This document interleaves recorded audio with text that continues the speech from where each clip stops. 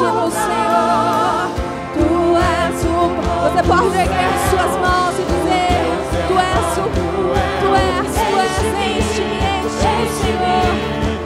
Tu és o pão do céu. Tu és o pão do céu, Deus. Enche-me, até transbordar. Tu és o pão do céu, o Deus Emanuel. Enche-me, até transbordar. Pra onde iremos nós? Só tu tens as palavras de vida eterna. Pra onde iremos nós? Pra onde iremos nós? Pra onde iremos nós? Será que você pode levantar as suas mãos e dizer com sua glória? Com sua glória só.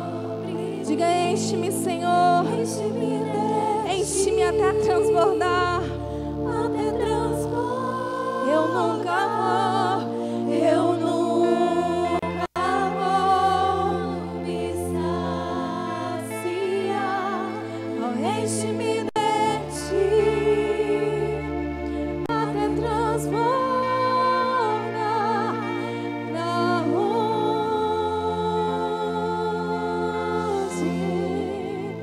Pra onde eu irei? Pra onde eu irei? Se só tu tens as palavras de vida, palavras que me alimentam, palavras de vida eterna. Onde iremos? Pra onde iremos nós? Oh Senhor, nós te exaltamos essa noite. Nós te adoramos essa noite, porque através do seu Filho Jesus nós somos livres essa noite para te adorar, Senhor. Nós te exaltamos, o nome que está acima de todos os nomes, aquele que é digno de toda honra e de toda glória neste lugar.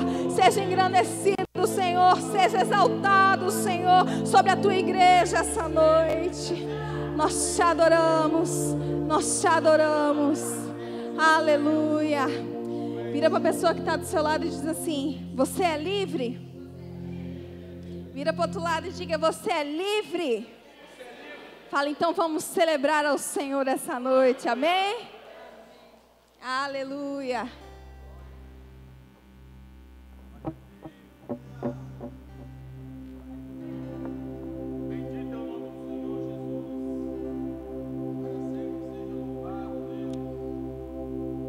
Aleluia.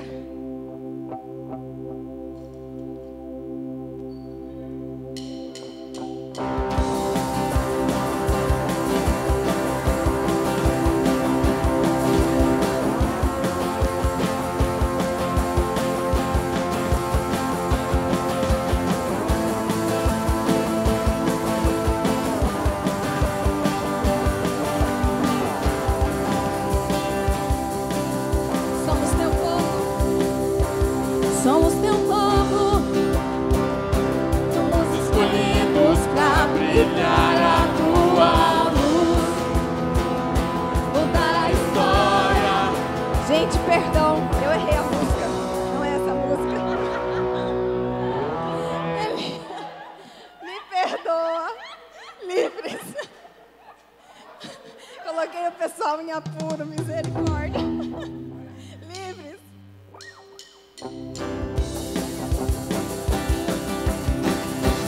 Os cegos verão por ti, os mudos cantarão, os corpos viverão, e os mortos te adorarão, as trevas fugirão. O quê? E por ti eu grito: eu sou sou livre, eu sou livre. Os cegos verão por ti, os mudos cantarão, os mortos viverão, e os povos te adorarão, as trevas fugirão. E o quê? E por ti eu grito, eu sou livre, eu sou livre. Se você é livre, então corre. Livres pra correr, livres pra correr, livres pra dançar, livres pra dançar, livres pra viver por ti, livres pra viver por ti. Eu sou livre, eu sou livre. Os cegos verão por ti, os mudos cantarão, os mortos viverão, e os povos te adorarão, as trevas fugirão, e por ti eu grito, eu sou livre, eu sou livre. Os cegos verão por ti, os mudos cantarão, os mortos viverão, as trevas fugirão, e por ti eu grito, eu sou livre. Se você é livre, celebra o Senhor. Livres pra correr, livres pra correr, livres pra dançar, livres pra dançar, livres pra viver por ti, livres pra viver por ti. Eu sou livre, eu sou livre, eu sou livre.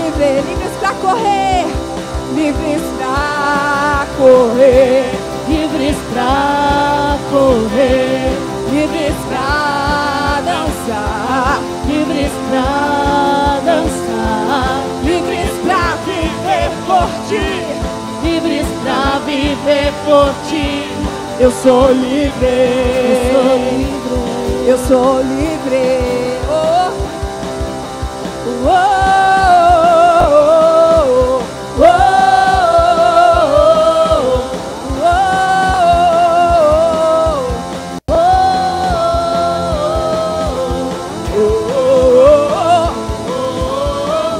oh. O quê? Livres, livres, livres. Aleluia, aplauda o Senhor. Aleluia, podem se assentar.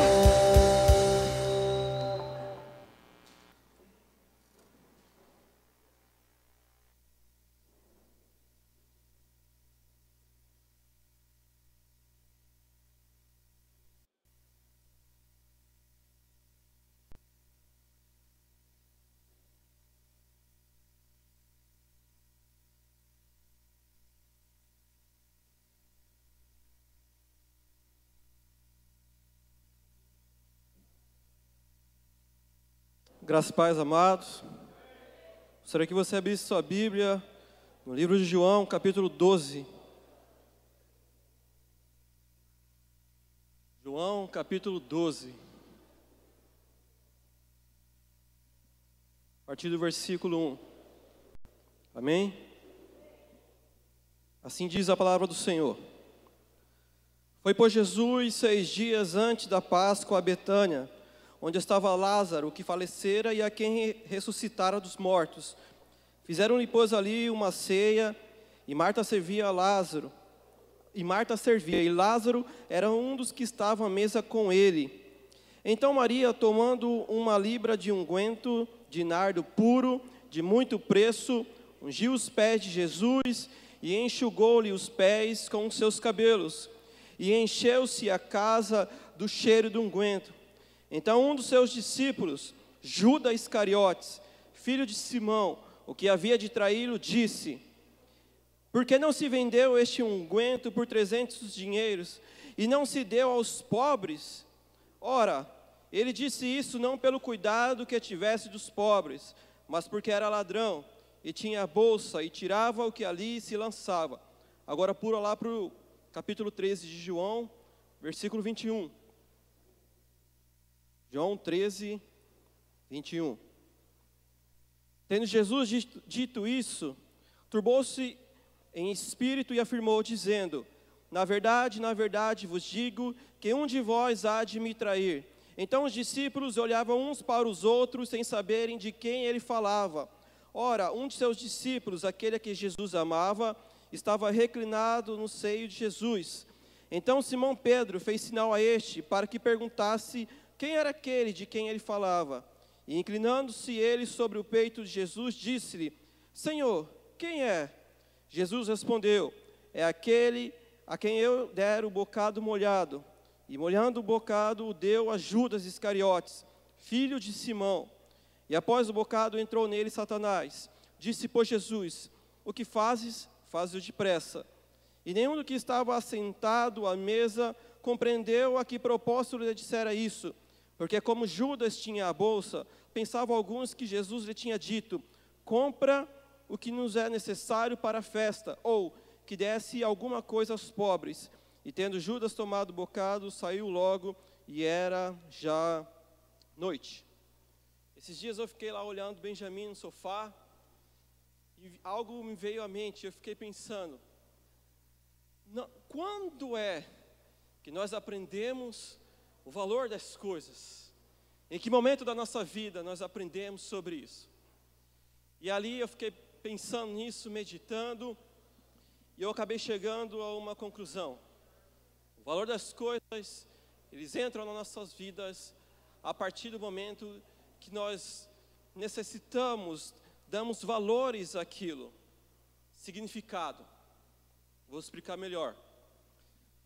Se eu colocasse hoje aqui um iPhone e uma cesta básica e falasse para vocês: escolha um presente, sem sombra de dúvida, ou 99,99% escolheria o iPhone, e a cesta básica ficaria ali. Porque o iPhone para nós tem um significado, tem uma relevância financeira. E aí, às vezes, o argumento que nós podemos dar é que faz necessário, porque eu preciso ligar para meus filhos, preciso ligar para minha esposa, tenho meu serviço, isso e aquilo.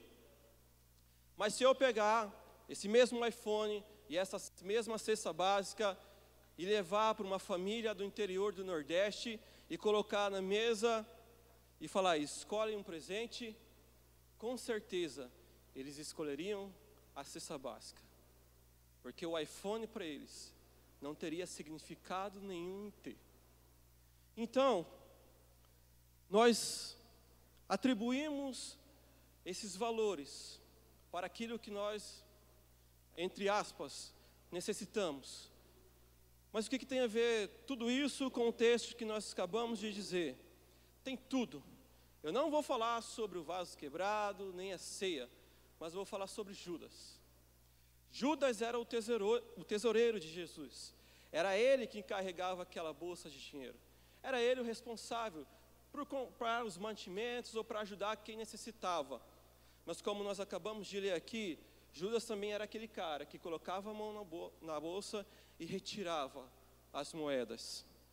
E aí, eu fiquei pensando muito na história, na trajetória de Judas. E o Senhor me trouxe alguns pontos. Judas, quando se arrepende por ter traído a Cristo, ele toma uma decisão. Ele pega as moedas e corre na direção de quem? Ele corre na direção dos sacerdotes.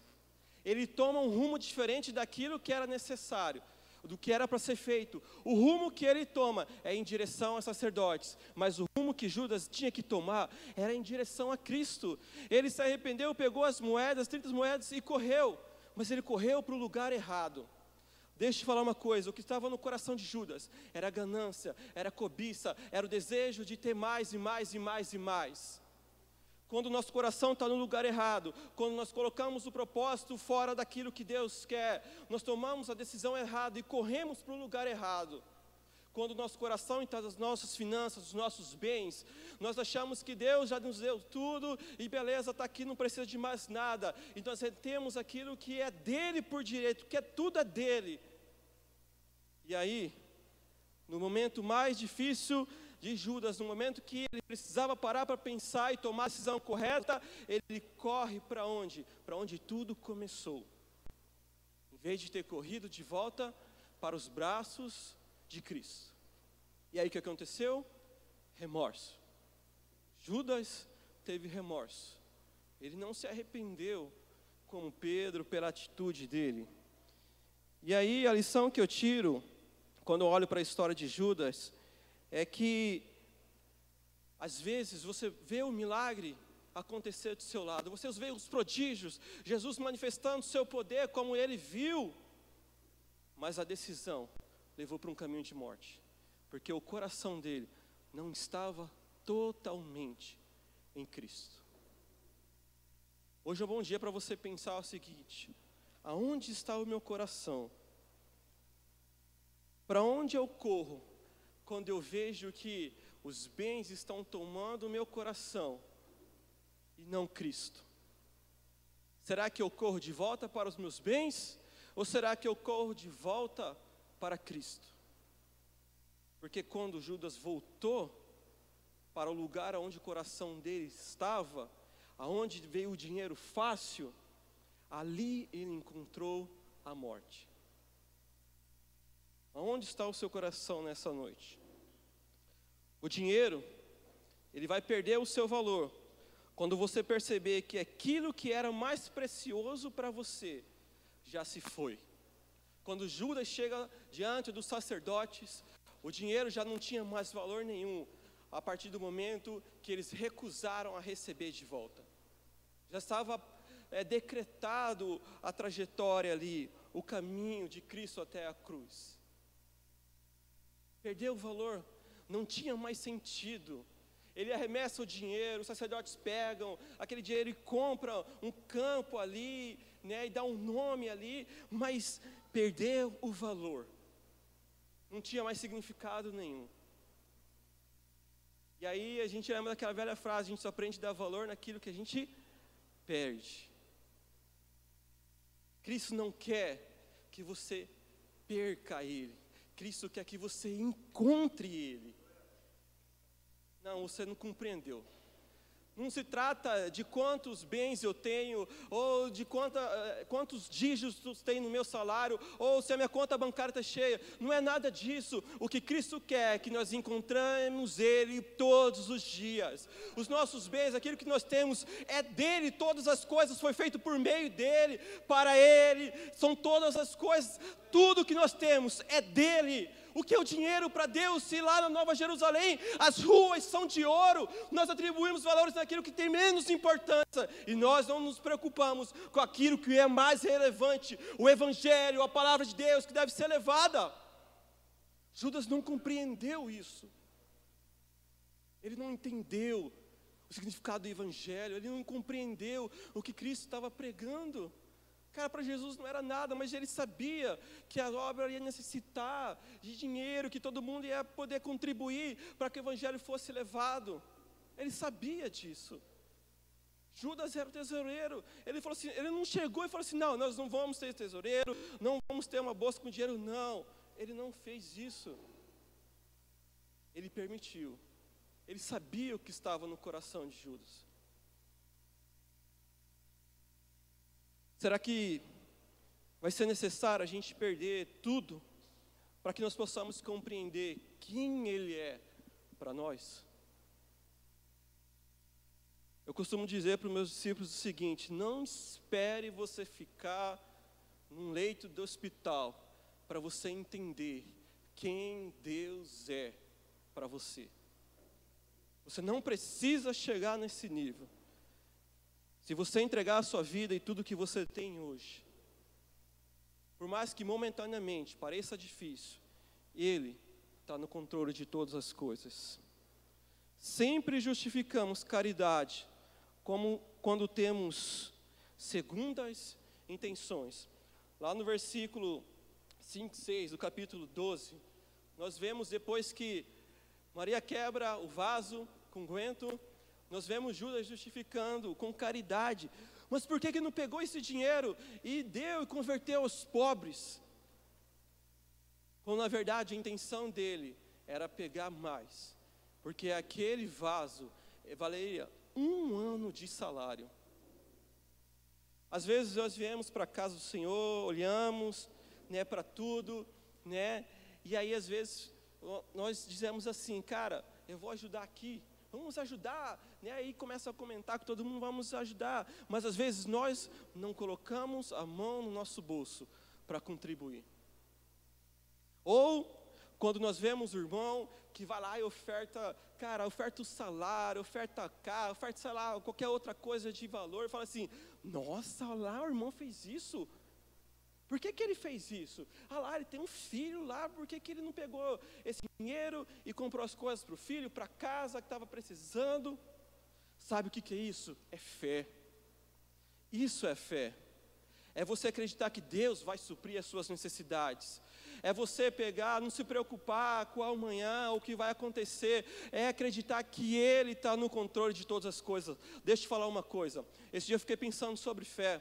E eu fiquei olhando assim para a Bíblia e falei, cara, há pontos chaves nas nossas vidas, aonde a nossa fé é levada ao máximo e ela explode de uma tal maneira que a partir daquele momento a gente só começa a caminhar. Quer ver só? Sadraque, Mesaque e Abednego. Quando que Nabucodonosor começou a prestar atenção, quem era o Deus na vida deles? Na fornalha. Até aquele momento, ele conhecia o Deus de Israel através da vida de Daniel. Quando eles entram na fornalha de fogo e ali eles não se queimam, o rei reconhece quem é o Deus da vida deles. Aqueles 3 homens chegaram ao ponto máximo da fé deles, a tal ponto que aquela fé explodiu, contaminou todo mundo, e o rei reconheceu quem ele era. Noé, sabe qual que foi o ponto-chave de Noé? Quando ninguém acreditava que ia chover, Noé acreditou, a sua fé se manteve firme, até o dia que a chuva veio sobre a terra, e todo mundo olha para ele e enxerga a fé nele. Os discípulos de Jesus, após a ascensão, em Atos, quando o Espírito Santo desce, né, e todo mundo começa a falar, estava todo mundo bêbado, e Pedro se levanta e faz um discurso de fé, e ali, a fé dos 12 explode aos 4 cantos do mundo. Isso é fé, é acreditar naquilo que Deus vai fazer nas nossas vidas, mesmo que Ele chegue e peça tudo em nossas vidas. Em que você tem pensado primeiro? Por quê? Porque depois, lá na última ceia ali, Jesus dispensa Judas. E aí os discípulos, sem entender, começam a falar assim, será que ele mandou comprar coisas para a festa? Ou para os pobres? Veja, o primeiro pensamento dos discípulos foi festa, não foi pensar no próximo. E às vezes nós ficamos pensando assim, tem comunhão na igreja, não vou, tem que ajudar, vai ter custos. Mas você não pensa na comunhão, você pensa no gasto. Quando fala assim, irmão, você pode ofertar 1 quilo de arroz aí para ajudar lá a galera do resgate, fazer uma janta, o pessoal da rua? Não, não tem como, vai faltar para mim. Mas você não pensa no próximo. E aí às vezes nós estufamos nossos peitos para falar, nós iremos conquistar Cuiabá, nós iremos ganhar Mato Grosso, nós vamos ganhar o Brasil, mas nós não colocamos a mão no nosso bolso para contribuir com a obra. E o nosso coração onde está? Nos bens. Aonde estiver o seu coração, ali estará o seu tesouro. Recebo o meu 13º. Não vou dar meu dízimo, já dei. Seu coração está onde? Aonde está o nosso coração para poder contribuir na obra do Senhor? É um privilégio, é uma honra. Eu sei que é difícil. Para mim esse ano foi duro, mas eu mantive a minha fé. Eu não deixei que as circunstâncias me abalassem. Em nenhum momento eu reclamei ou murmurei ao meu Deus. Eu me alegrei nele. Chorei de alegria dele. Porque as portas que ele fecha, homem nenhum vai abrir. Mas as portas que ele abre, nenhum homem pode fechar. E se ele quiser manter todas as portas fechadas na minha vida, eu ainda continuarei me alegrando no meu Deus, por tudo que Ele fez. Eu falo com toda a convicção, eu coloco toda a minha casa, se preciso for, na obra do Senhor, toda ela, sem sombra de dúvida. Eu não penso duas vezes. Se Deus falar entrega tudo, eu entrego tudo. Eu sei o que eu estou falando aqui, porque eu sei o que eu vivi, e eu sei quem é o Deus da minha vida. Eu sei a fé que eu preciso exercer para chegar nesse nível.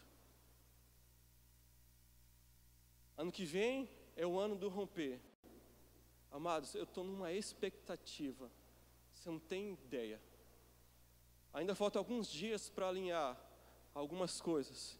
Se você não alinhou a sua vida com Deus na área financeira, eu convido você a fazer isso, a experimentar o sobrenatural de Deus, a viver pela fé, a caminhar, a não ser como Judas, que às vezes estava ali com a bolsa, e você tem essa bolsa que poderia ajudar, mas às vezes tira, e às vezes cobiça, e às vezes deseja, sem se preocupar com o próximo. Se nós queremos viver um romper, se nós queremos crescer, nós vamos precisar colocar a mão no nosso bolso para poder ajudar quem precisa. E se você quer um espelho, se você é um homem ou uma mulher que oferta, que dizima, olhe para o seu filho. Olhe para o seu filho e se pergunte: o meu filho oferta na Rocha Kids? O meu filho oferta no Grow? O meu filho oferta na Rede Jovens? Eu poderia até te responder, eu acho que a galera dos jovens também. Mas vou deixar você pensando nisso. Qual a atitude que nós queremos ter? De um homem ou uma mulher que serve, que entrega tudo, sem se preocupar com nada, crendo e mantendo a fé nele? Ou será que nós teremos um coração como o de Judas? Que quando percebermos, já foi. Eu quero que você pegue a sua oferta, o seu envelope. Eu quero que você abra ele. Abra aí. Eu quero que você faça a seguinte pergunta: o meu melhor está aqui dentro? Porque se o seu melhor não está, eu convido você a dar o seu melhor hoje e a se colocar de pé.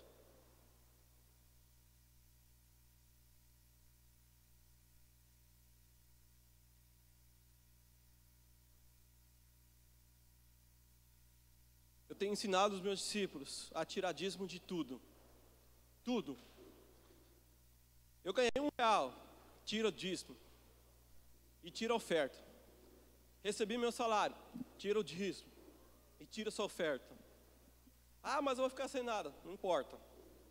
Não importa. Tire. Eu me lembro do meu primeiro dízimo que eu dei. Eu não tinha nada. Eu me lembro até hoje, sentado no penúltimo banco do lado direito na antiga igreja. Eu entreguei o meu melhor para Deus, sem se preocupar com o que eu tinha a fazer no outro.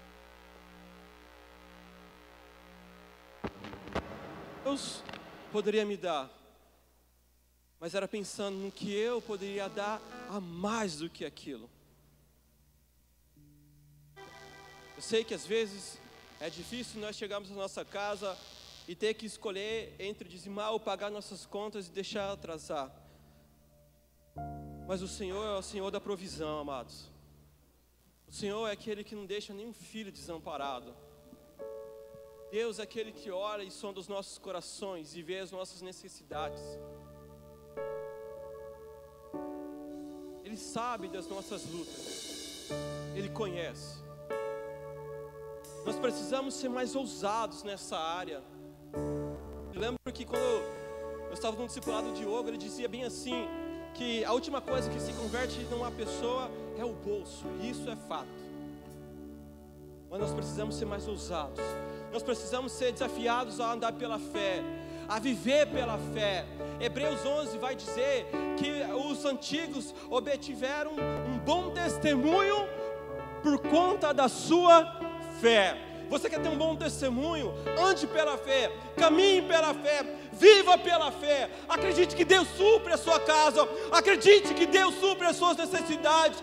Ele é o Deus das nossas vidas, Ele é o Senhor, Ele é o princípio, o fim, o alfa e o ômega, aquele que era, aquele que é, aquele que há de vir. Tudo é dele, tudo para Ele.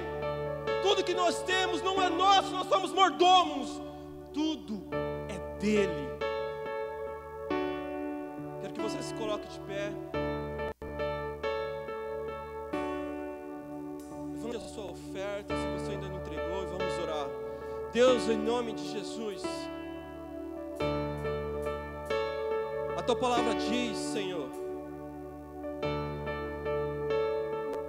que no Jerusalém, Senhor, as ruas são de ouro. Então isso nos mostra, Senhor, que esses bens não são nada perto daquilo que o Senhor tem, perto do que a nossa nova casa representa.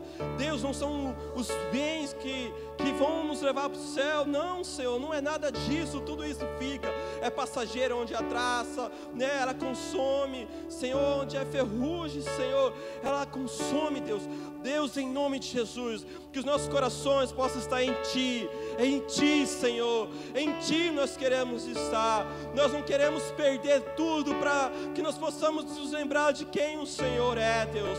Deus, que no nome de Jesus Cristo nós possamos andar, Senhor, sobre as águas, mas sem se afogar, sem se afundar, caminhando pela fé, acreditando que o Senhor está no controle de todas as coisas. Deus, nos ensine, nos ajude, Senhor, a nos desprendermos daquilo que tem nos distanciado do Senhor, aquilo que nos afasta da Tua presença. Aonde nosso coração está, Deus, não é, Senhor, nos bens, mas nós queremos que os nossos corações estejam somente em Ti, Deus. O Senhor tem nos mostrado, Deus, o Teu poder, o Teu amor, a graça, a misericórdia. E o que a galera lá fora precisa é de um coração disposto a se entregar e a entregar tudo o que preciso for. É quando eu entrego tudo o que eu ganho, Senhor, nos céus. É isso que nós precisamos entender, Pai. Um novo tempo está vindo. Um novo tempo de crescer, de multiplicar. E vai exigir de nós, Senhor, renúncia, um preço a ser pago, algo a se entregar, Deus. A levar para dentro da nossa casa o mendigo, se preciso for, a oferecer a nossa cama para que ele durma bem, se preciso for. Deus, é entregar tudo que nós temos para ver o Evangelho sendo levado aos quatro cantos, Deus. Isso é o mais importante, Deus. É isso que importa nos céus, Deus. Te agradecemos, no nome de Jesus Cristo, e amém.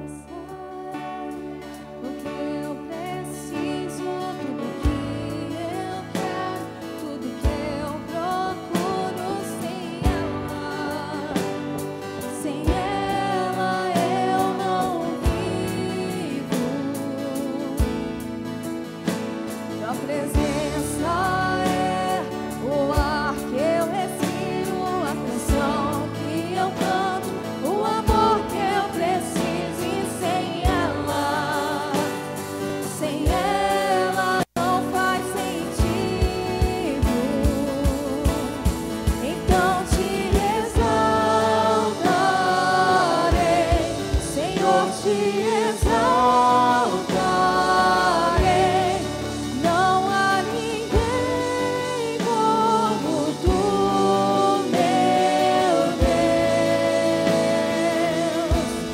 Então te exaltarei, Senhor, te exaltarei. Não há ninguém como tu, meu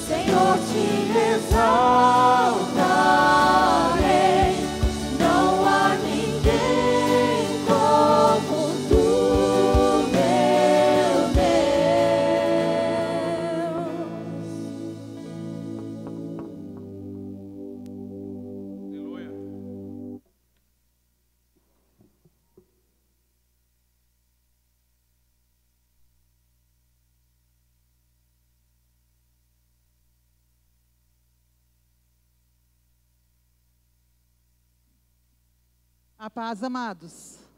Amém? Depois de amanhã nós teremos aqui, ou melhor, é terça-feira, né? Terça para quarta, teremos a grandiosa festa 31 para o nosso recomeçar, né? Para o nosso romper. Então eu gostaria que você, que vai passar aqui conosco, na presença do Senhor, no final do culto procurasse a Pati ou o David. Ok?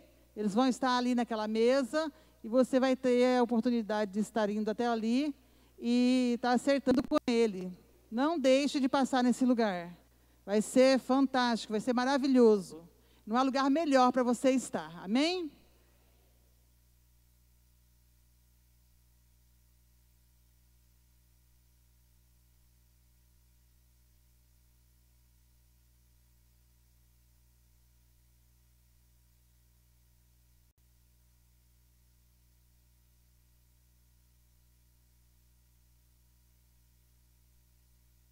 Shalom, paz do Senhor, graça e paz, boa noite, é sempre um prazer estar aqui, amém? Paizinho, nós te louvamos e te agradecemos, porque temos a oportunidade de congregar, de estarmos juntos adorando, podendo sentir a Tua presença, Senhor, que se faz tão notória nas nossas vidas. Obrigado, Pai, por cada uma das vidas que aqui estão. E que nesta noite, Senhor, a Tua palavra, que já foi ministrada de uma maneira tremenda, ela venha, Senhor, trazer ainda aquilo que precisamos receber de Ti. Anula o conhecimento humano e traga somente aquilo que está no Teu coração, para que possamos todos ser edificados. É no nome do Senhor Jesus Cristo que nós oramos e te agradecemos. Amém? Glória a Deus. Queria compartilhar uma palavra com vocês. Esses dias eu tenho orado para o Senhor nos dar a direção para o ano que vem. Sempre no final do ano eu peço ao Senhor que nos direcione para o ano seguinte. E eu estava de madrugada, acordada, e o Senhor falou comigo bem alto, e apareceu escrito em letras bem grandes, decisão. Essa é a palavra para o ano de 2020, decisão. E Ele nos deu a base bíblica, que está em Joel, capítulo 3.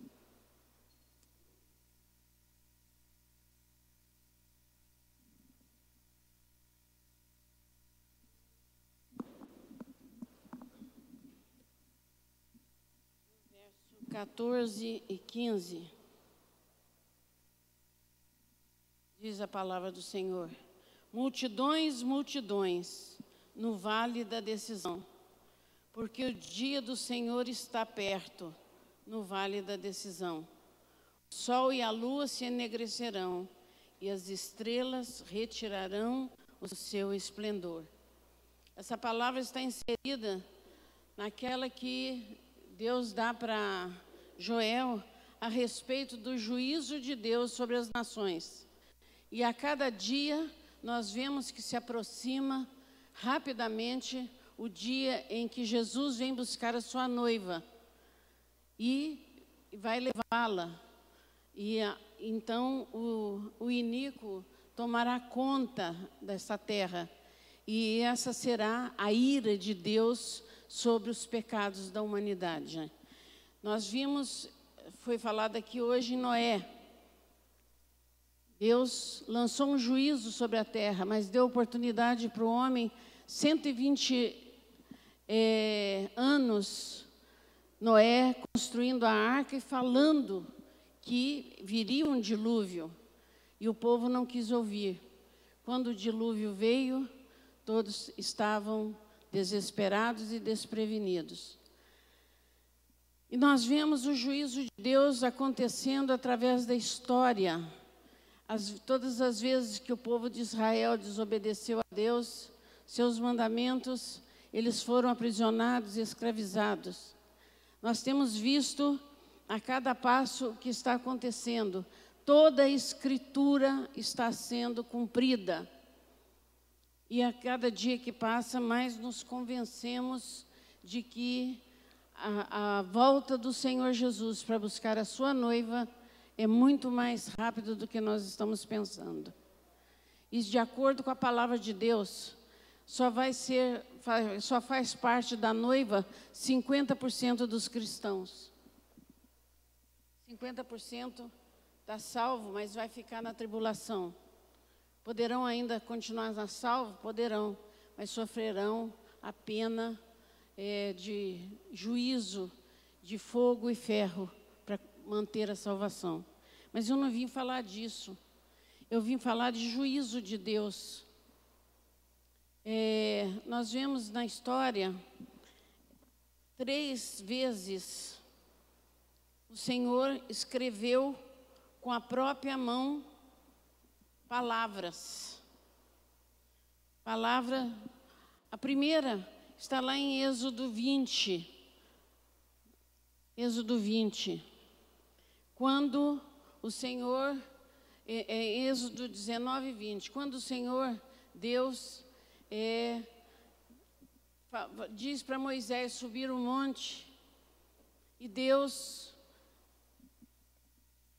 moldou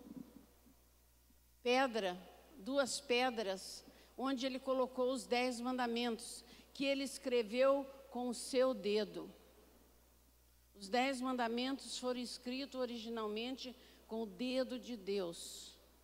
Deus escreveu, Deus falou, e segundo o original no hebraico, ele falou, e mais de 70 nações ouviu a palavra de Deus, os 10 mandamentos, na sua própria língua. Não foi só para o povo de Israel, foi para toda a humanidade que Deus deixou a sua lei. E ele fez em dois pedaços de pedra que ele mesmo esculpiu da rocha. E ele escreveu os 10 mandamentos. Agora eu pergunto, por que Deus fez na pedra? Por quê? Para mostrar para nós que o nosso coração é de pedra. Mas que ainda que seja um coração de pedra, Deus pode escrever a sua lei em nossos corações e transformar o coração de pedra em coração de carne. E aquele povo desobedeceu a Deus, recebeu a lei. E quando Moisés ficou 40 dias em cima do monte de jejum, e quando ele desceu com as pedras, ele chega lá embaixo e encontra o quê? O bezerro de ouro. Fizeram um bezerro de ouro. E Moisés, naquela ira, quebrou a pedra. Quebrou aquilo que Deus tinha escrito. Quebrou o ídolo. E a terra se abriu e engoliu muitos ali, que estavam na idolatria. Então Deus fala para ele, Deus ia exterminar tudo, mas Moisés foi pedir ao Senhor, mas se o Senhor acabar com eles, o que as nações vão dizer? Tiraram eles do Egito para matar no deserto? Então Deus ouviu a súplica daquele homem obediente a Deus, manso, aquele homem que tinha um coração voltado para Deus. E Deus então mandou que ele esculpisse a pedra e trouxesse para Deus escrever. Não foi mais Deus quem deu tudo. Era preciso agora que o homem também fizesse. Então as pedras vieram. E eu estava lendo hoje na Torá uma coisa interessante, que foram feitas 2 arcas. Eu não sabia disso. Tem uma arca que Deus deu o desenho para que fizesse no tabernáculo, quando Moisés mandou fazer. Mas antes dele subir, na segunda vez, Deus falou para ele fazer uma arca para botar as pedras da lei. E ele fez uma arca, era essa arca que ia na frente deles, que andava, que abriu o mar. Todas as vezes que eles iam para a guerra, era esta arca que Moisés construiu, que ia na frente do exército e que trazia vitória. E nessa arca foi colocado, Moisés colocou aquelas pedras que foram quebradas, a primeira lei, ele colocou embaixo e depois trouxe a outra por cima. E essa arca deu para eles a presença de Deus constante. Depois, as pedras que foram quebradas ficaram nessa arca que Moisés construiu. E a outra que Deus tinha dado ficou no templo, no tabernáculo, a arca feita por Bezalel, né? Foi Bezalel quem construiu essa arca, aquela arca de ouro, bonita, coberta de ouro. E essa outra era simples. Então, o que mostra aqui? Que Deus, na sua preocupação, no seu amor por nós, apesar do homem ter esquecido do amor de Deus, ter desobedecido, Deus fazendo de tudo para trazer o homem de volta. Deus escreveu com o seu dedo a lei que nós devemos seguir, os 10 mandamentos. Em Êxodo 20, eu gostaria que você abrisse e fôssemos ler os 10 mandamentos, porque eu sei que tem muita gente que nunca nem viu os 10 mandamentos. E se eu não conheço os 10 mandamentos, eu nunca vou ser um cristão verdadeiro, porque toda a base está na lei que o Senhor deixou. Amém? Então falou Deus todas essas palavras, dizendo: Eu sou o Senhor teu Deus, que te tirei da terra do Egito, da casa da servidão. Não terás outros deuses diante de mim. Não farás para ti imagem de escultura, nem alguma semelhança do que há em cima nos céus, nem embaixo da terra, nem nas águas debaixo da terra. Não te encurvarás a elas, nem as servirás, porque eu, o Senhor teu Deus, sou Deus zeloso, que visito a iniquidade dos pais nos filhos, até a 3ª e 4ª geração daqueles que me aborrecem, e faço misericórdia em milhares daqueles que me amam e guardam os meus mandamentos. Não tomarás o nome do Senhor teu Deus em vão, porque o Senhor não terá por inocente o que tomar seu nome em vão. Lembra-te do dia de sábado para o santificar. 6 dias trabalharás e farás toda a tua obra, mas o 7º dia é o Shabá do Senhor teu Deus. Não farás nenhuma obra, nem tu, nem teu filho, nem tua filha, nem teu servo, nem tua serva, nem teu animal, nem o teu estrangeiro que está dentro das tuas portas. Porque em 6 dias fez o Senhor o céu e a terra, o mar e tudo que neles há. E o 7º dia descansou. Portanto, abençoou o Senhor o dia de sábado e o santificou. Honra teu pai e tua mãe, para que se prolongue os teus dias na terra que o Senhor Deus te dá. Não matarás, não adulterarás, não furtarás, não dirás falso testemunho contra o teu próximo, não cobiçarás a casa do teu próximo, não cobiçarás a mulher do teu próximo, nem o seu servo, nem a sua serva, nem o seu boi, nem seu jumento, nem coisa alguma do teu próximo. Amém? E todo o povo ouviu os relâmpagos e trovões e o sonido da buzina, o monte fumegando, e o povo, vendo isso, retirou-se e pôs de longe. Louvado seja o nome do Senhor. Essa é a lei. A primeira parte, até o sábado, fala daquilo que Jesus diz. Porque diz, mas Jesus resumiu em 2. Sim, mas a primeira parte aqui, até onde fala do sábado, é referente a Deus. Amarás o Senhor de todo o teu coração, acima de todas as coisas. E a segunda parte é, ama teu próximo como a ti mesmo, a partir de honrar pai e mãe. Se nós olharmos, esta é a divisão desses 2 que Jesus falou. São 2, sim, mas que engloba tudo isso que foi dito aqui. Amém? E eu quero falar do segunda escrita da mão de Deus. Vamos abrir a nossa Bíblia em Daniel, no livro de Daniel.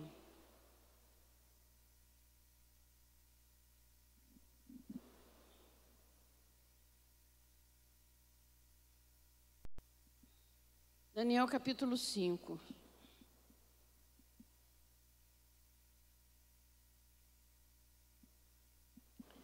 Eu vou ler, é um pouquinho longo, mas a gente precisa ler a palavra, né? O rei Belsazzar deu uma grande banquete a 1000 dos seus grandes e bebeu vinho na presença dos 1000. Havendo Belsazzar provado o vinho, mandou trazer os vasos de ouro e prata que Nabucodonosor, seu pai, tinha tirado do templo que estava em Jerusalém, para que bebessem por eles o rei e seus grandes e as suas mulheres e concubinas. Então trouxeram os vasos de ouro que foram tirados do templo da casa de Deus, que estava em Jerusalém, e beberam por eles o rei, seus grandes, suas mulheres e concubinas. Beberam o vinho e deram louvores aos deuses de ouro, da prata e de cobre, de ferro, de madeira e de pedra. Na mesma hora, apareceram uns dedos de mão de homem e escreveram defronte do castiçal, na entrada da parede do palácio real. O rei via a mão que estava escrevendo. Então se mudou o semblante do rei, e os seus pensamentos o turbaram, e a junta dos seus lobos se relaxaram, e os seus joelhos bateram um no outro. Ordenou o rei com força que se introduzisse os astrólogos e caldeus e adivinhadores. E falou o rei e disse aos sábios da Babilônia: qualquer que ler essa escritura e me declarar a sua interpretação, será vestido de púrpura e terá uma cadeia de ouro no pescoço. E será o terceiro a mandar no meu reino. Então entraram mas eu não vou continuar lendo. E aí a rainha lembra de Daniel. Estava velhinho, mas ainda estava no palácio. Mandaram chamar Daniel, porque ninguém conseguiu descrever. Aí vamos lá para o verso 25.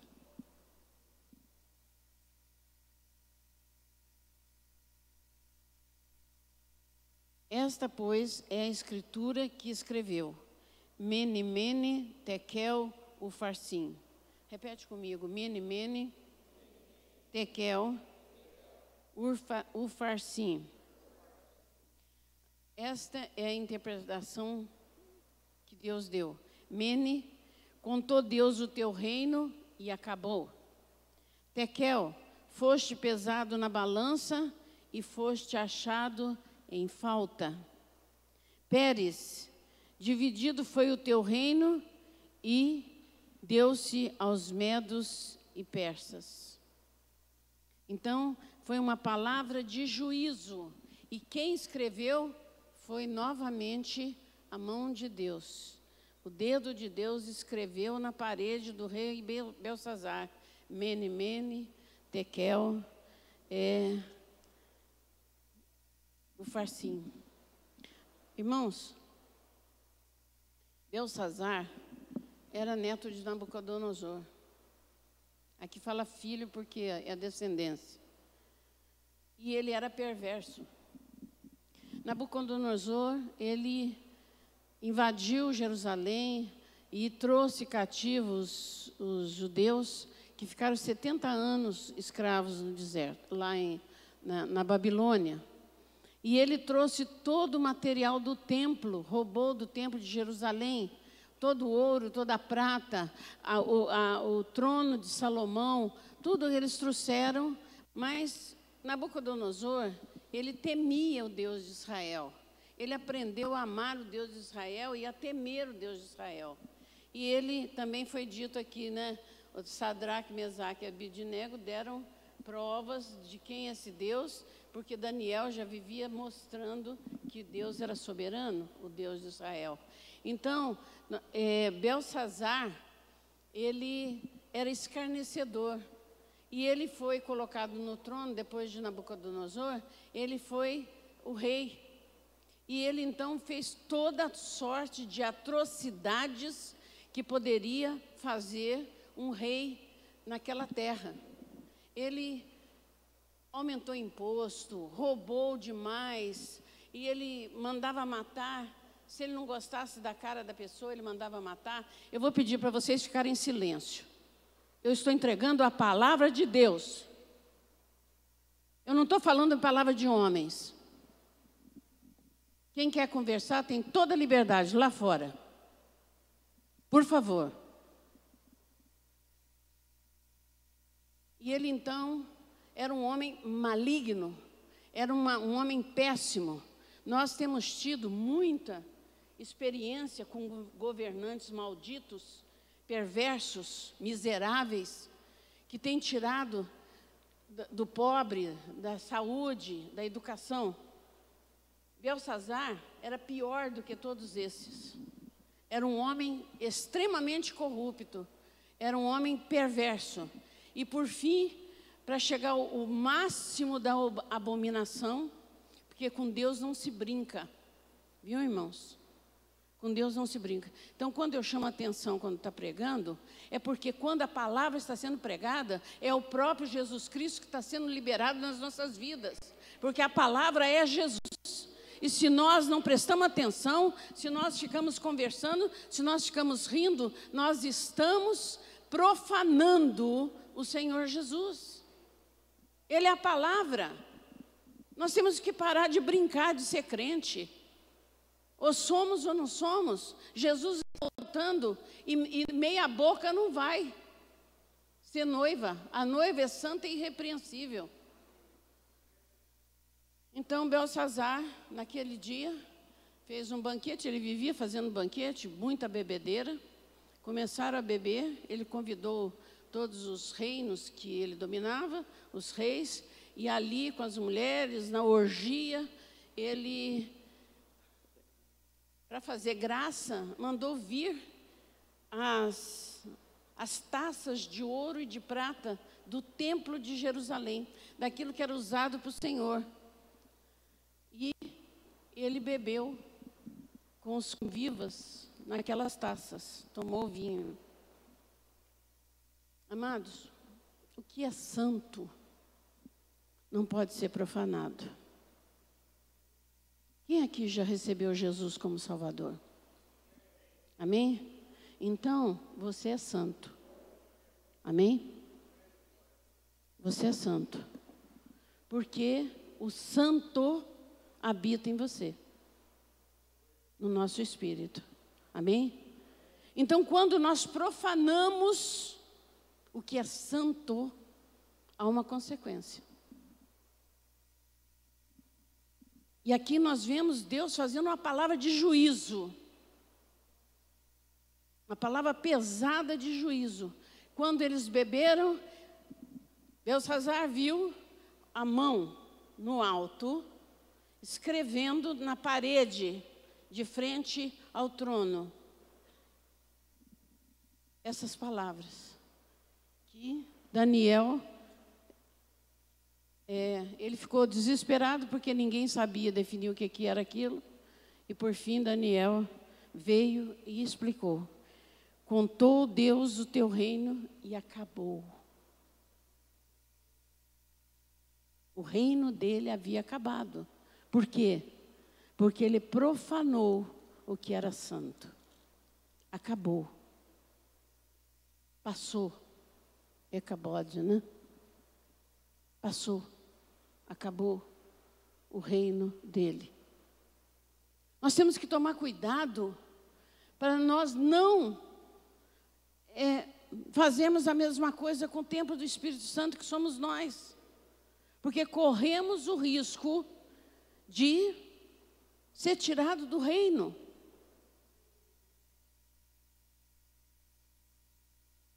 Pesado foste na balança e fosse achado em falta.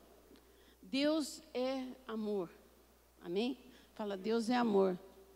Se não fosse amor, nós não estaríamos aqui. Mas Ele é justiça. Ele é justo até com o diabo. E o diabo tem direito legal ao pecado. E aqui, Belsassar foi pesado na balança da justiça. E ele foi encontrado em falta. Se você for pesado hoje, se nós formos pesados hoje na balança da justiça de Deus, porque é isso que vai acontecer no arrebatamento da noiva, vamos passar pela balança da justiça. Será que eu vou conseguir passar? Ou eu vou ser achada em falta? Como é que está a sua vida com Deus? Como está a sua intimidade? Como que você vai ser noiva se você não tem intimidade com o noivo? Se você não conhece o noivo, se você não sabe o que ele gosta, se você não faz de tudo para segurá-lo. Se você o ama, você não quer perder. Amém? Dividido foi o teu reino e deu-se aos medos e persas. Ou seja, o teu legado, aquilo que você fez na vida, aquilo que você conquistou, tanto espiritualmente como materialmente, financeiramente, vai ser repartido entre os inimigos. Até seus filhos. Esse é o segundo escrito de Deus.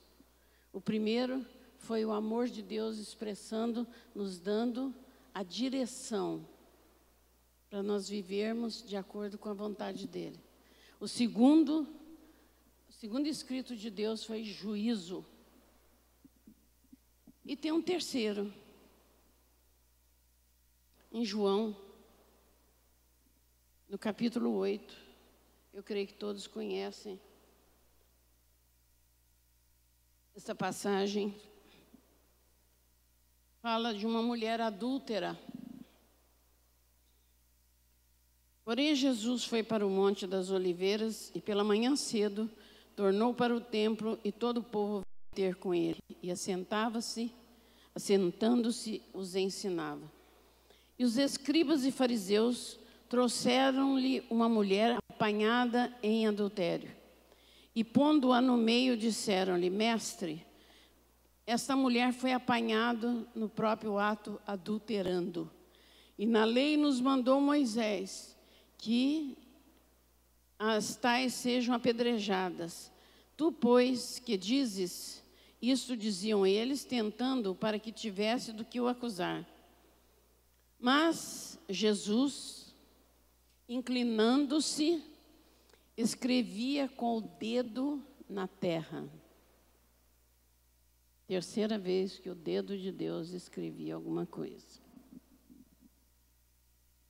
Ele ficou ali agachado, escrevendo.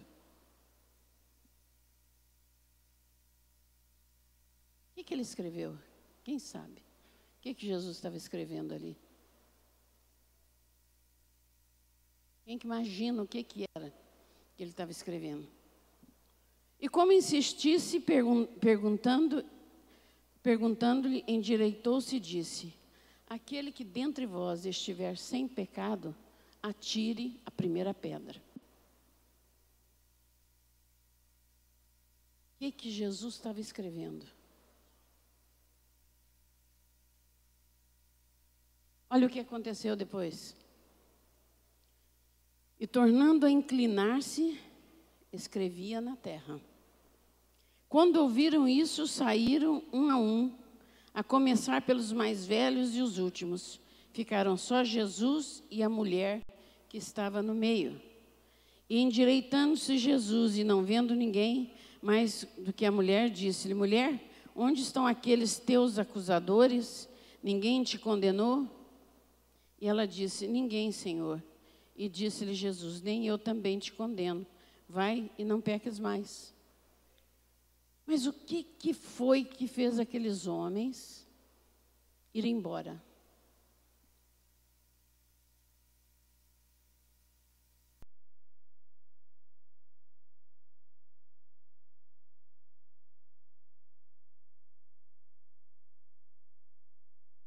Possíveis pecados, os possíveis não, porque ele sabia, né?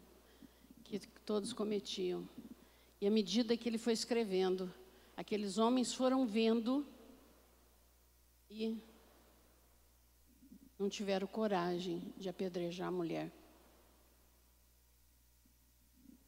Mais uma vez, a justiça de Deus sendo manifesta. Deus dando oportunidade. E quando ele agachou a segunda vez para escrever, ele estava dizendo exatamente: vai, não peques mais. A essência do amor de Deus, ela nos traz a misericórdia. A Bíblia fala que a misericórdia de Deus é a razão de não sermos consumidos, porque o pecado nos consome. E a cada dia, meus irmãos, nós nos assustamos com a proximidade das coisas que hão de vir. Se estamos esperando um ano de 2020 bom, sem problema, não espere não, porque vai piorar. Eu não quero ser profeta de...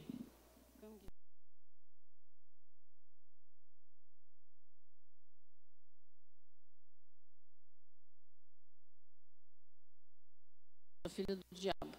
Então eu tenho que falar a verdade. Há muitas coisas acontecendo que é necessário que a igreja esteja desperta.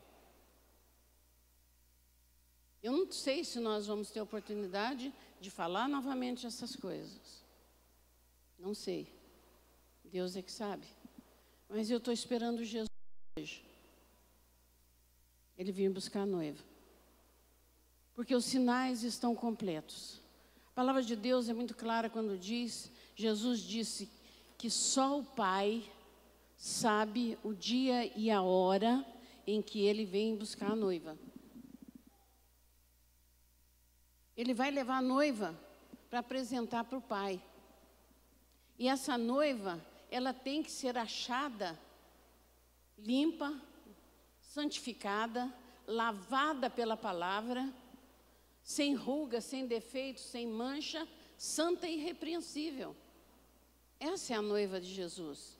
Como que Jesus vai levar uma noiva para apresentar para o Pai, mais ou menos defeituosa? Não vai, porque Ele é santo. E Ele nos deu todas as condições de nós sermos exatamente a noiva que Ele vem buscar. Ele nos ama. E muitas vezes eu estou orando e eu o vejo no jardim. Ele todo ali esperando. É como se Ele estivesse nos esperando entrar no jardim. Ele está vindo. E toda a palavra está sendo cumprida. Guerras, rumores de guerras, nação contra nação, reino contra reino, pais contra filhos, filhos contra os pais.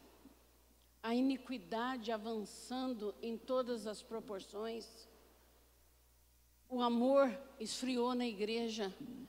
Nós temos a metade da igreja hoje, que deveria ser a luz do mundo e o sal da terra, ela está sendo muito mais mundana do que quem está no mundo.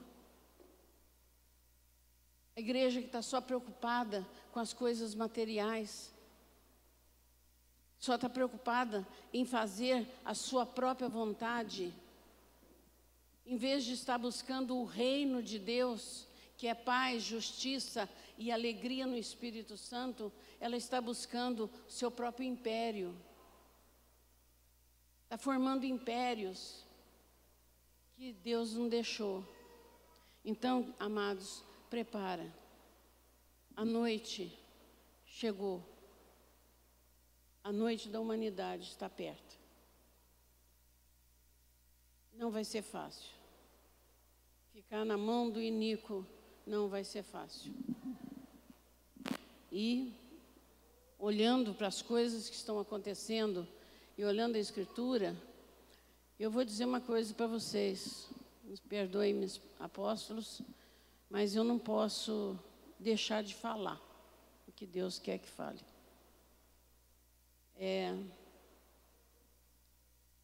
Os sinais, lá em Tessalonicenses, 1 Tessalonicenses 3, abre lá.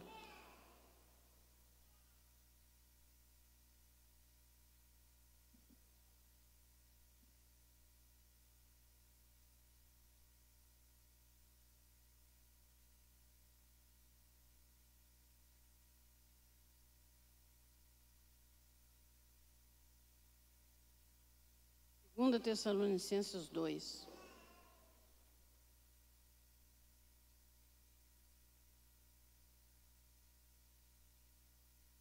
Dois, 7. Porque já o ministério da injustiça opera. Somente há um que agora o resiste, até que do meio seja tirado. E então será revelado o iníquo, a quem o Senhor desfará pelo assopro da sua boca e aniquilará pelo esplendor da sua vinda. A esse cuja vinda é segundo a eficácia de Satanás, com todo o poder e sinais e prodígios de mentira, e com todo engano da injustiça para os que perecem, porque não receberam o amor da verdade para se salvarem. E por isso Deus lhes enviará a operação do erro, para que creiam na mentira, para que sejam julgados todos os que não creram na verdade, antes tiveram prazer na iniquidade. Amados, a Bíblia foi escrita para os crentes. Amém? É para o povo de Deus. Não é para o mundo. Nada do que está escrito aqui é para o mundo, é para nós. Então, o Senhor está alertando aqui, através do apóstolo Paulo, a respeito do anticristo, que é o homem da iniquidade. Ele virá porque está escrito, e o que está escrito vai acontecer. Mas aqui diz que o que detém ele é o Espírito Santo que habita na igreja, que está em nós. E na hora que ele for retirado, o iníquo vai se apresentar.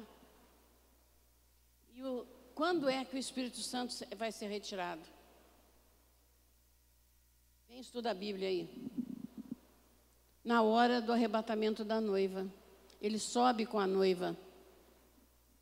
Amém? Então, o iníquo poderá ser revelado. Ele já está na terra. Só que ele ainda não pode ser revelado, porque o Espírito Santo ainda está aqui. Hoje é tempo ainda de conserto. Hoje é tempo de decisão. Decidir a quem quer servir. Decidir se quer subir como noiva ou se quer ficar para trás na grande tribulação. Cada um escolhe. Por isso o Senhor falou da decisão. Ele está falando para as multidões no vale da decisão. Nós estamos no vale da decisão. Nós precisamos decidir o que nós queremos. Amados,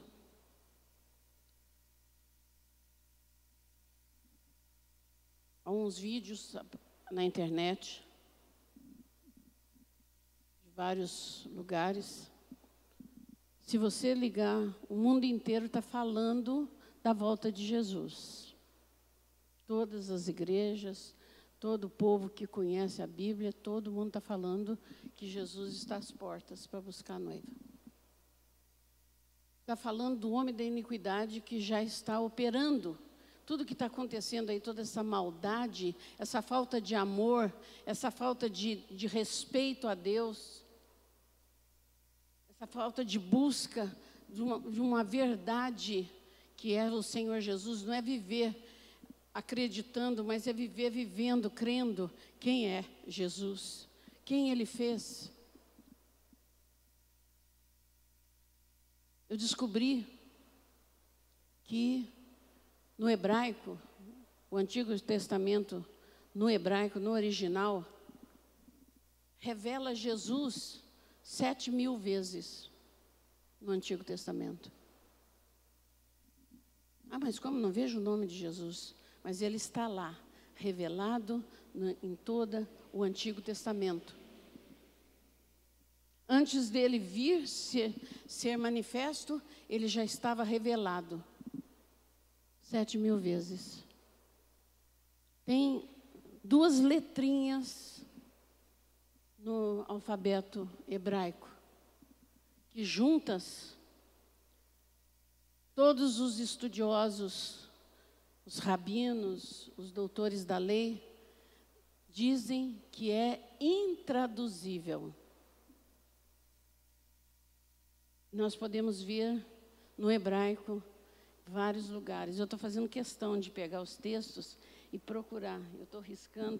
Todo o texto tem as 2 letrinhas. É o Aleph e o Tav. Aleph é a primeira letra do alfabeto hebraico. Primeira. E Tav é a última. Primeiro e última. Princípio e fim. E no hebraico, eles não traduzem. Eles não podem, não sabem como traduzir as 2 letrinhas. Quem é o princípio e o fim? Falam alfa e ômega, mas Jesus não foi grego. É princípio e fim. Ele estava no princípio e está lá no fim. E está em toda a Bíblia revelada. É Ele a nossa vontade eterna de sermos realmente noiva dEle.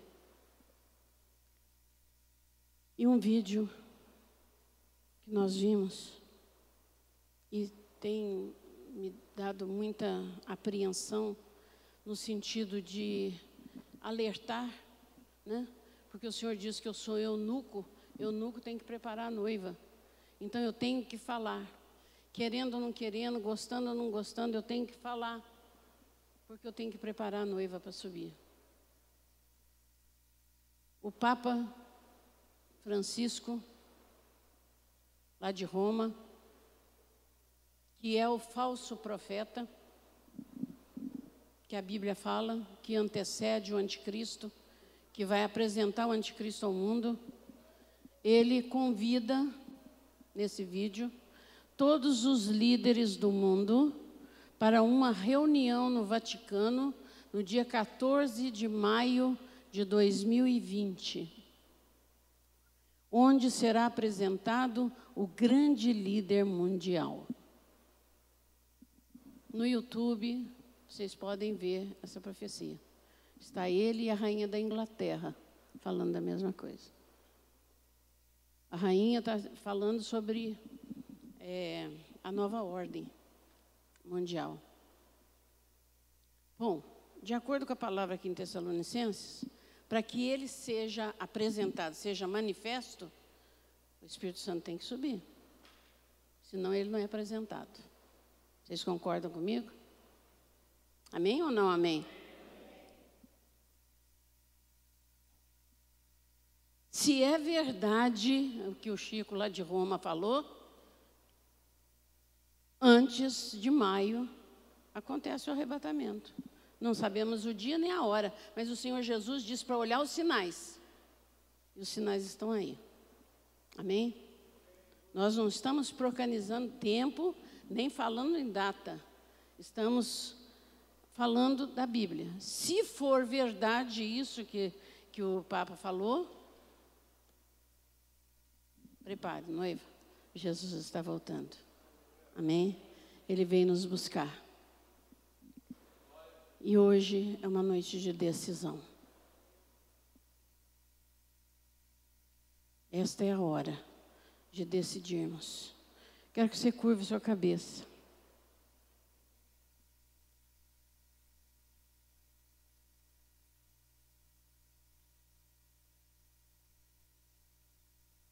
Qual a escrita de Deus para você? A do amor, que é os mandamentos, do julgamento, da justiça, do juízo, foste pesado na balança, serás afastado do reino.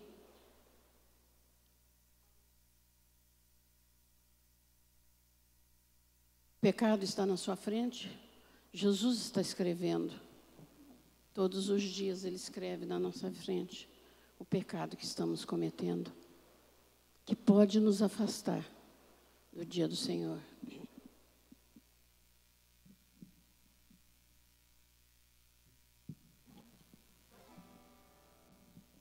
Glória a Deus.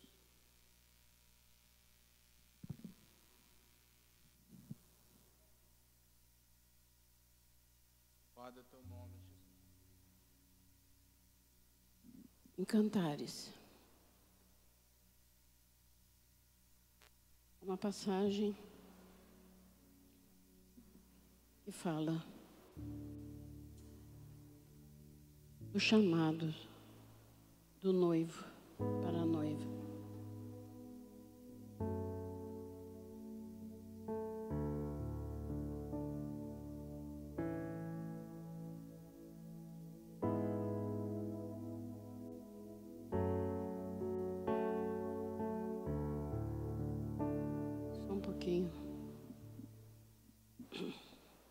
O inverno já passou e a chuva já cessou. Aparecem as flores na terra. Chega o tempo de cantar. Quem é esta que vem subindo tão linda? Vestida de linho fino e tão branco. Quem é esta que vem cheirando a mirra e aloés? É minha igreja, a minha amada, santa ela é. Pomba minha, faz-me ouvir a tua voz. Ela é doce e aprazível. Vem de longe para mim. O inverno já passou e a chuva já cessou. Aparecem as flores na terra. Chega o tempo de cantar. Quem é esta que vem subindo tão linda? Vestida de um linho fino e tão branco. Quem é esta que vem cheirando a mirra e aloés? É a minha amada, ela é. Pomba minha, faz-me ouvir a tua voz. Ela é doce e aprazível. Vem de longe para mim. O Senhor está falando, Ele quer ouvir a tua voz. Pomba minha, faz-me ouvir a tua voz. Ela é doce e aprazível. Vem de longe para mim. Clame ao Senhor. Clame ao Senhor. Maranata. Ora vem, Senhor Jesus. Senhor, nós ansiamos a estar em teus braços como tua noiva amada. Guarda-nos, Senhor, no teu regaço. Leva-nos para o teu jardim, Senhor. Queremos dançar contigo, Senhor, naquele jardim, pisar naquelas águas límpidas, Senhor, nos purificar no sangue do Cordeiro, para que nós possamos ser apresentadas ao Pai, santa e irrepreensível. Senhor, sonda os nossos corações, sacode a tua igreja, sacode a tua noiva nessa noite, que estejamos preparados a qualquer momento em que o Senhor vier, Senhor. Faz brilhar a tua luz em nós, porque nós precisamos ser luz do mundo e sal da terra. O mundo está em trevas, mas enquanto o Espírito estiver aqui em nós, nós temos que brilhar, nós temos que tirar das mãos do iníquo, Senhor, todas as almas que o Senhor está esperando. Derrama, reba, labachuri, me andarás, decanta, ralabaxeri, andarás. Rima, na ralabaxe, palaba, labachuri, andarás, decanta, lamanaias. Remi andarás de clova, reba, labachuri, andarás, decantarás. Rime andarás, decantas. Levanta, povo meu, levanta. Eis que venho sem demora, recalabachuri, andarás, decantas. Busca minha face enquanto podem achar. Rima na halabás, os dias são chegados. Rima na halabachurianda, eis que o inimigo está à espreita, a noite chegou. Rema na halabás, a minha graça vos basta. Sheba labalabachuriandarás, decanta halabacheias. Aleluia. Santo é o Senhor. Exaltado é o teu nome, Deus. Cheira mana halabachurianda. Precioso Jesus. Precioso Jesus. Espírito Santo de Deus. Espírito Santo do Senhor. Santo é o teu nome. Aleluia. Santo Deus, te exaltamos, Senhor. Seja exaltado, seja engrandecido em cada coração aqui, meu Pai, no nome do Senhor Jesus. Que a tua voz, Senhor, ó Deus, possa ecoar em nossos corações, Senhor. Ó Deus de sorte, Senhor. Ó Deus, que a tua vinda seja recebida, Senhor, não com sobressalto, não com decepção, não com tristeza, Senhor, mas com alegria, Senhor. Oh Deus, em cada coração, em cada família, em cada casa, Senhor, haja júbilo, Senhor. Te adoramos, Deus, te adoramos, Senhor. Oh Deus, dá-nos, Senhor, nesses dias, Senhor, em que se encerra o ciclo de 2019, Senhor. Oh Deus, possamos nos lembrar, Senhor, oh Deus, do fim dos ciclos, Senhor. Oh Deus, e quizás, Senhor, a aflição humana, ó Deus, Senhor, o sofrimento, Senhor, ó daqueles que perecem, Senhor. Mesmo, Senhor, na justiça, mesmo na santidade, Senhor, oh Deus, sejam satisfeitos segundo a tua palavra. Bem-aventurado que tem fome e sede de justiça, porque será salvo. Oh Deus, serão saciados. Bem-aventurados os mansos, Senhor, diz a tua palavra, ó Deus, porque deles, Senhor, ó Deus, eles herdarão a terra. Ó Deus, as tuas bem-aventuranças não cessam aí, meu Pai. Por isso, em nome do Senhor Jesus, Deus, começa a inculcar, Senhor, em nós esse desejo e essa alegria da tua volta, pela tua volta, pelo retorno de Cristo, Senhor, teu Filho amado, nosso Salvador e Senhor. Ó Deus, abre o céu sobre este lugar, meu Pai. Ó Deus, que os nossos corações, Senhor, se abram juntamente com o céu, Senhor. Ó Deus, e do céu proceda, Senhor, ó Deus, uma chuva, Senhor, de bênção, de unção, de graça sobre a terra, Senhor. Que sorte, Senhor, que sejamos tocados, Senhor, pelo teu grande amor nesses dias, como nunca, meu Pai, em toda a história da humanidade, Senhor. Ó Deus, se sentiu e se refletiu. Meu Deus, aumenta em nós o amor, Senhor, enquanto na vida de muitos está sendo esfriado, na vida de muitos, Senhor, está sendo seco, ó Deus, esquecido, mas no meio da tua igreja, no meio da tua noiva, Senhor, faz multiplicar o amor, Senhor, faz com que ele transborde, Senhor, ó Deus, em compaixão, Senhor, ó Deus, em alegria por ti, Senhor, ó Deus, e pelo seu serviço. Aleluias, glórias ao teu nome, Senhor, glórias ao seu nome, glórias ao seu nome, glórias, glórias, oh, aleluias, Santo Deus, oh, Santo de Israel, enche cada coração nessa casa, ó Deus, dessa alegria, enche cada homem, cada mulher, cada jovem, cada criança, meu Pai, dessa alegria, Senhor, em nome do Senhor Jesus, oh, Santo Deus, oh, maravilhoso. O meu lar é o céu, meu Jesus, vem buscar a sua noiva. Ele virá no piscar de olhar, quem estiver pronto com ele irá, na sua glória com ele morar. Ele vem,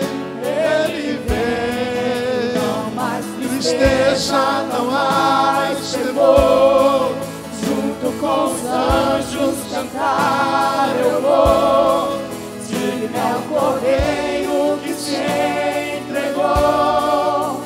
Ele vem, querido, ele vem, aleluias, oh, glórias ao teu nome, Senhor, como relâmpago que sai do Oriente e se posta no Ocidente, assim será a vinda do Filho do Homem, o Rei da Glória, o Senhor dos Senhores, a mais linda estrela da manhã, aquele que era, que é, e será eternamente, aleluia.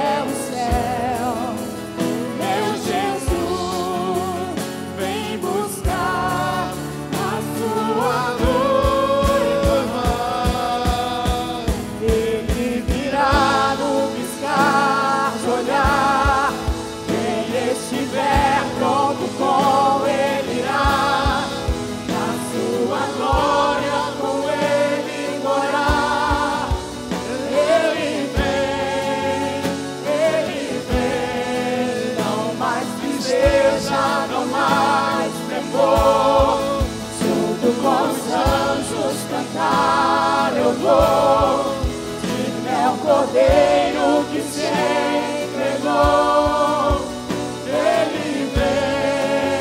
Ele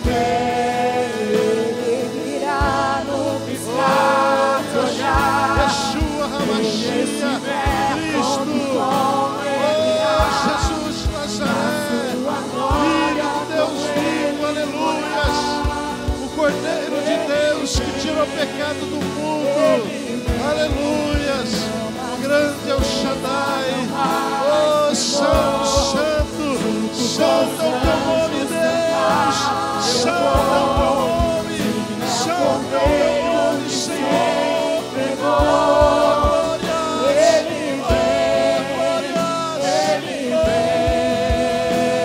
Shaddai, oh, maravilhoso, te adoramos, oh, Leão de Judá, a raiz de Davi, aleluias, oh, maravilhoso, oh, Pai da eternidade, o príncipe da paz, aleluias, te adoramos, Senhor,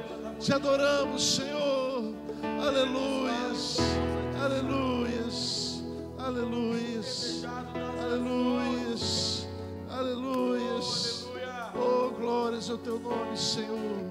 Aleluia. Levante mãos santas, querido. Levante mãos santas, aleluia.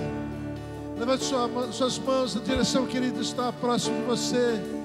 E diga assim: que o Senhor, o Rei da Glória, Senhor dos Senhores, aquele que virá, aquele que voltará para buscar a sua igreja, o Senhor te abençoe e te guarde. O Senhor faça resplandecer o seu rosto sobre ti. O Senhor tenha misericórdia de ti. O Senhor sobre ti levante o seu rosto e te dê a paz. Diga que o amor de Deus, o Pai, a paz e a graça do Senhor Jesus, o consolo do Espírito Santo esteja sobre a sua vida, sobre a sua casa, sobre a sua família. Esteja com nossos irmãos em Palmas, Belo Horizonte, no Amazonas, na Argentina, e com toda a igreja na face da terra, até a volta de Jesus. Vai em paz. Tenha uma semana de vitória, abençoada, transbordante, no nome de Jesus. No nome de Jesus. E se você está alegre com isso, glorifique o seu Deus com a salva de palmas. Glorifique o nome do seu Deus. Glorifique o seu Deus. Glorifique o seu Deus. Ele virá no piscar de olhar. Quem estiver pronto com ele irá. Da sua glória com ele.